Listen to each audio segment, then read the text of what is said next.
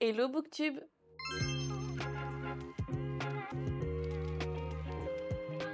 Si je te dis romance psychologique, fake dating, slow burn et traumatisme, tu me réponds. Je parle bien évidemment de Last Drunken Kiss de Anna Betty aux éditions Nisha. Cette lecture m'a beaucoup touchée, même si elle a pu me laisser un petit sentiment de frustration. On y découvre Lizzie et Milan, deux personnages profondément blessés par la vie. Entre alcoolisme, traumatismes familiaux, amnésie et crise d'angoisse, ils portent chacun de lourdes cicatrices. Un aspect que j'ai particulièrement aimé, c'est la façon dont leur relation se construit à la façon d'un slow burn. Avec le fake dating, ils apprennent progressivement à se connaître, à se faire confiance et à avancer ensemble. Leur lien est empreint d'une grande douceur et d'une véritable bienveillance. Ce sont deux êtres fragilisés par la vie qui se reconstruisent côte à côte, sans se précipiter ni se brusquer, ce qui rend leur histoire d'autant plus émouvante. En revanche, j'aurais aimé que certains aspects soient davantage approfondis. Les thèmes abordés sont forts et les personnages attachants, mais j'ai parfois eu la sensation que certains sujets n'étaient pas exploités jusqu'au bout. J'aurais aimé passer plus de temps avec eux et découvrir encore plus en profondeur leur évolution. Quant à la fin, elle m'a laissé un peu perplexe. Le choix de l'autrice reste quand même cohérent avec l'ambiance générale du roman, mais j'ai trouvé cette fin particulièrement triste.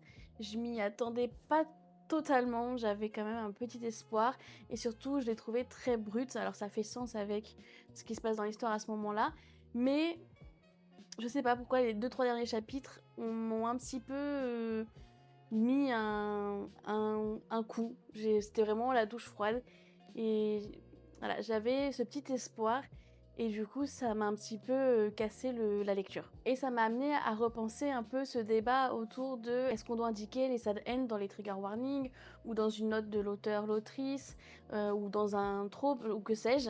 Et jusqu'à présent j'avais pas spécialement d'avis là-dessus parce que je ne lis pas particulièrement de sad end, puisqu'en général quand c'est plus ou moins explicite que le roman finit mal, je ne le lis pas. Ça dépend de certains auteurs ou autrices, parfois je peux être amenée à lire. Je trouve que les sad ends que je lis, il y en a très peu, mais ça reste entendu dès le début que ça finira pas forcément bien. Là où dans ce roman, j'ai eu quand même la sensation que effectivement, à un moment donné dans le roman, tu te dis bon effectivement une sad end serait pas étonnant, mais il y a quand même des petits éléments qui te laissent espérer, ce qui est quand même dans un sens bien fait.